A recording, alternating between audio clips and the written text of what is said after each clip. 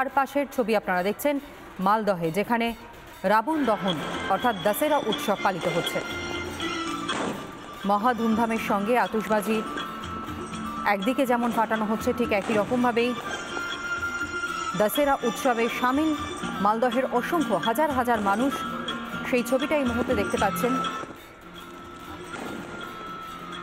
আতশবাজি পুড়িয়ে এই রাবণ দহন দশেরা উৎসব পালিত হচ্ছে মালদহের ইংরেজ বাজারে।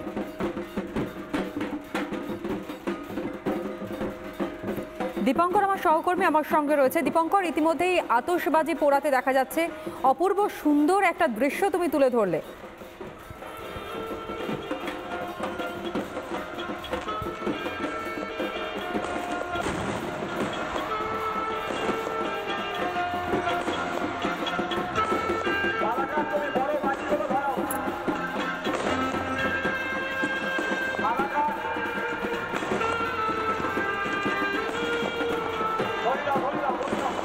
আমরা দীপঙ্করের সঙ্গে কথা বলবো, কিন্তু তার আগে আপনাদেরকে দেখাই যে মালদহের ছবি, মালদহের ইংরেজ বাজারে সেখানে রাবণ দহন উৎসব চলছে, দশেরা উৎসব চলছে, এবং এই উৎসবকে কেন্দ্র করে ঠিক এই মাঠেই অসংখ্য মানুষে তারা ভিড় জমিয়েছেন।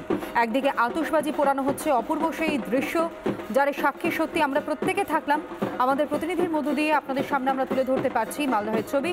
আর তার পাশে বেলুর মঠে, সেখানে একদিকে যেমন ঢাকিরা তারা ঢাকের বলেই মাকে বিদায় জানাচ্ছেন, একই সঙ্গে আপনারা দেখছেন যে সেখানেও ধুনুচি নাচে চলছে।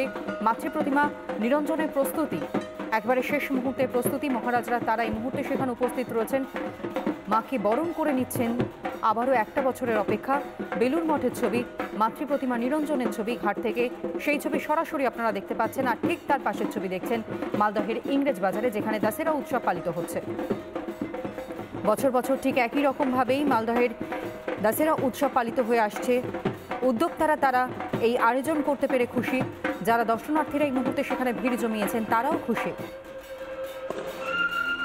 10 মাথা বিশিষ্ট রাবণ বধ এবং সেই রাবণকেই আগুনে পুড়িয়ে দহন দশেরা উৎসবের অন্যতম নজর কাড়া একটি রিচুয়ালস রয়েছে, এবং তাই এই মুহূর্তে মালদহের ইংরেজ বাজারে কালীতলায় পালন করা হচ্ছে।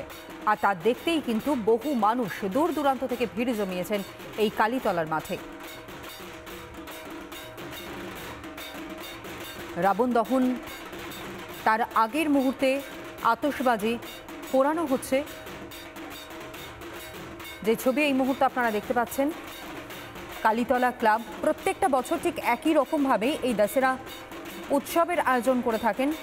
বহু দূর দূরান্ত থেকে দর্শনার্থীরা তারা ভিড়ও জমান প্রত্যেকটা বছর এই দশেরা উৎসবকে দেখবার জন্য, রাবণ দহন দেখবার জন্য। আর কিছুক্ষণের মধ্যেই এই রাবণ দহনের তীর দিয়ে, যেরকমভাবে কথিত রয়েছে শ্রী রামচন্দ্র তিনি